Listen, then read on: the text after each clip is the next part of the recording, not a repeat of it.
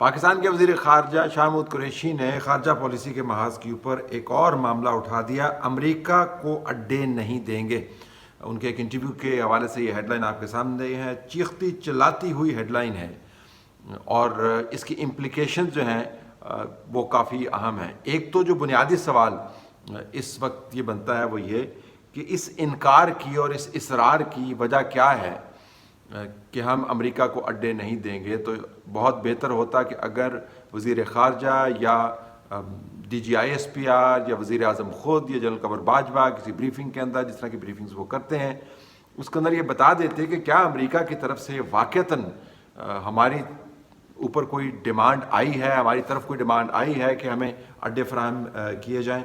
تو یہ تسلی ہوتی کہ یہ انکار جو ہے یہ کسی ڈیمانڈ کے حوالے سے نہیں ہے۔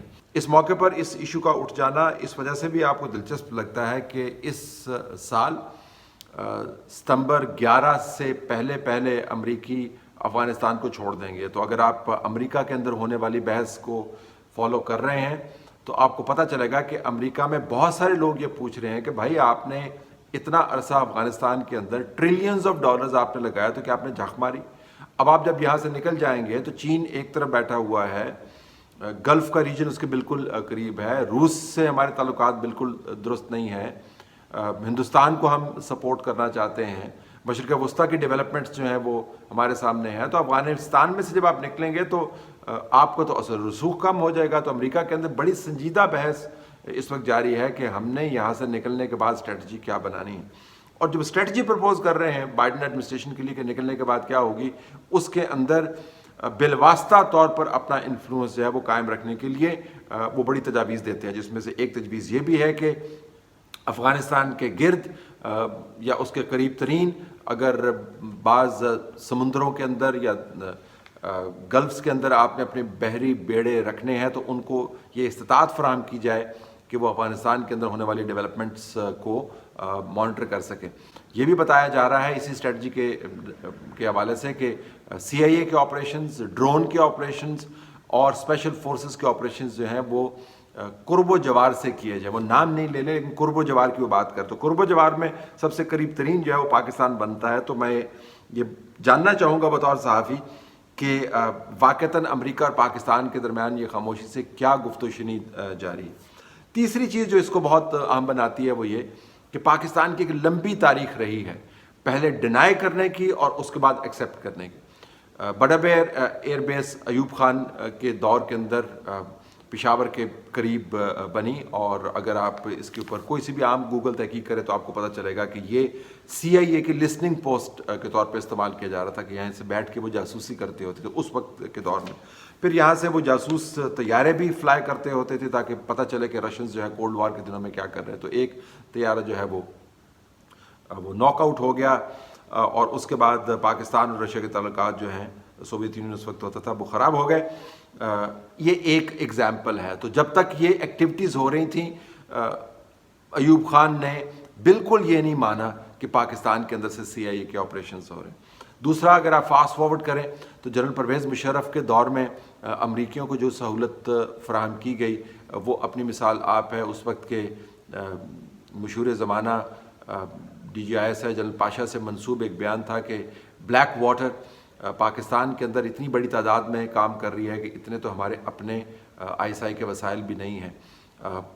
بیان میں کتنی صداقت ہے یا نہیں ہے لیکن اس کا ڈینائل کبھی نہیں آیا، لیکن ایک استعارے کے طور پر استعمال ہوتا کہ بلیک واٹر جیسی تنظیم جو ہے پاکستان کے اندر آپریٹ کر رہی تھی۔ اور پھر افغانستان سے طالبان کو مکمل طور پر نکال دینے والا جو پالیسی کا فریم ورک تھا اس کے اندر پاکستان نے جو معاونت کی امریکہ میں، اس میں بہت ساری جگہوں پر ان کو باقاعدہ بیسز اگر نہیں بھی دی گئیں تو پتہ یہ چلا کہ بہت سارے آپریشنز پاکستان کی سرزمین سے ہوتے ہیں۔ پھر 2011 میں جنرل اشفاق پرویز کیانی کے دور میں ہمیں پتہ چلا جب سلالہ کا انسیڈنٹ ہوا، امریکہ کی جو لیڈ کر رہے تھے بین الاقوامی فورسز کو، ان کے ہیلی کاپٹر سے پاکستان کی چیک پوسٹ کے اوپر حملے کیے، 24 سے 28 کے قریب شہادتیں ہوئیں۔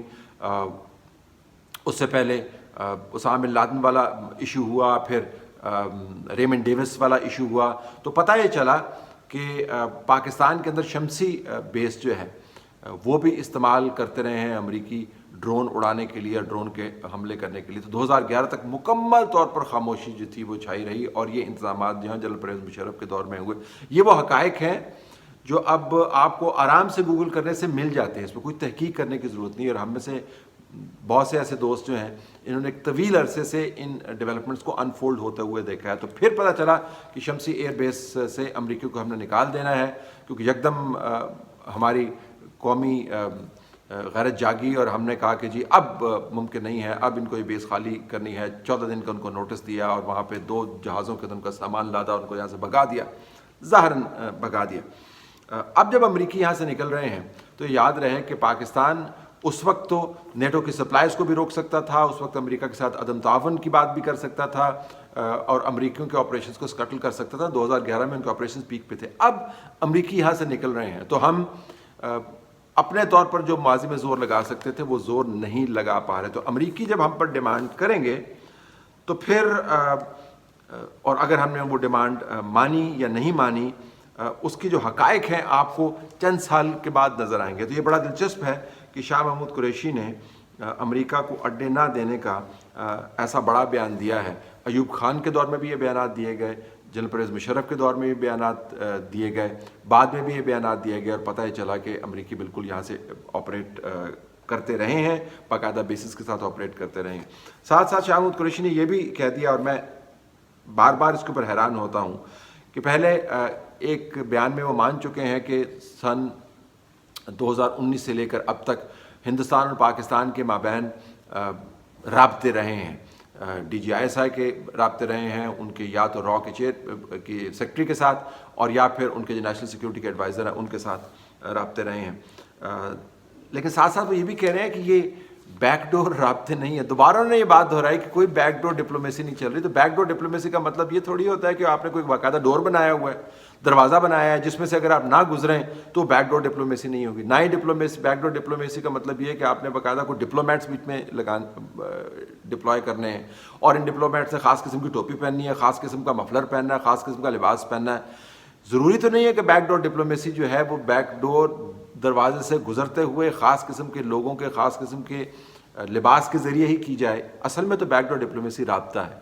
तो 2 साल से जब इंटेलिजेंस चीफ्स या नेशनल सिक्योरिटी के एडवाइज़र्स के लेवल के ऊपर आपके राब्ते रहे हैं, तो फिर ये कहना कि बैकडोर चैनल इंडिया के साथ नहीं है, एक अजीब व गरीब किस्म का मुतज़ाद बयान आपको लगता है। ये बड़ा दिलचस्प है कि अगर इसी महीने उन्होंने जो बयान दिया उस वक्त से 2 साल आप पीछे चले जाएं तो आप फिर मई 2019 के अंदर चले जाएंगे। यानी हिंदुस्तान ने अगस्त 2019 की जो वारदात की, उस वक्त भी पाकिस्तान और हिंदुस्तान के टॉप लेवल के ऊपर बैकडोर चैनल्स चल रहे थे।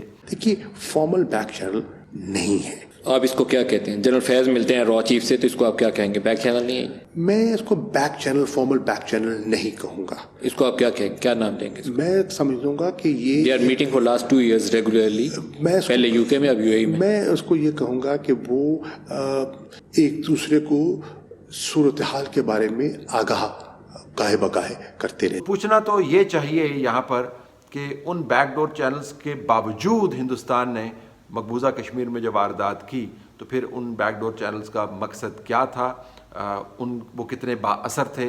अगर हिंदुस्तान को हम मकबूजा कश्मीर में वो वारदात करने से नहीं रोक सके बैकडोर डिप्लोमेसी के ज़रिए या बैकडोर चैनल्स के ज़रिए, जो उसने पिछले 72 साल से नहीं की थी, और वो कर पाया बावजूद इसके कि हम उसके साथ राब्ते में थे, तो अब जब हम हिंदुस्तान के साथ बात करने की कोशिश करते हैं तो वो कितनी बानतीजा साबित होगी। शाह महमूद कुरैशी साहब ने अपने इस बयान की भी वजाहत कर दी, जिसमें उन्होंने कहा था कि मकबूजा कश्मीर में आर्टिकल 370 जो है, जिसके ज़रिए मुतनाज़ा आर्टिकल है, मैं तफसील में नहीं जाऊँगा, हिंदुस्तान ने बहुत अरसे से मकबूजा कश्मीर का इंतज़ाम चलाया और उसका एक अलहदा आइन बनाया, और उसका अपना अलहदा झंडा था, और उसको एक जो है ऑटोनमी दे रखी थी, उसको ज़ाइल करके अपने साथ उसका अदगाम किया। ये 2019 में किया, जब उन्होंने ये बयान दिया शाह महमूद कुरैशी साहब ने कि ये हिंदुस्तान का इंटरनल मामला है, तो उसके ऊपर तूफ़ान मच गया।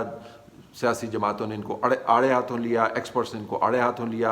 मैंने भी इसके ऊपर ट्वीट किया कि मुझे बहुत हैरानी हुई थी कि शाह महमूद कुरैशी साहब ये क्या बयान दे रहे हैं जब वो कहते हैं कि आर्टिकल 370 हिंदुस्तान का इंटरनल मामला है, तो मकबूजा कश्मीर के अंदर कुछ भी होता है हिंदुस्तान का इंटरनल मामला नहीं है। फिर उसके बाद उन्होंने एक ट्वीट किया जिसमें उन्होंने वजाहत कर दी। तो ये खारजा पॉलिसी के अहम तरीन मौज़ूआत हैं जिसके ऊपर आपको कभी कभार खारजा ऑफिस की तरफ से, वजारत खारजा की तरफ से या वज़ीर मौसूफ़ की तरफ से बयानात के ज़रिए कोई झलक मिलती है कि यहाँ पे क्या हो रहा है। अदरवाइज़ इसके ऊपर मुकम्मल तौर पर खामोशी है। और आने वाले दिनों में आप देखेंगे कि सबसे अहम मामलात जो हैं वो अकाउंटेबिलिटी के नहीं हैं।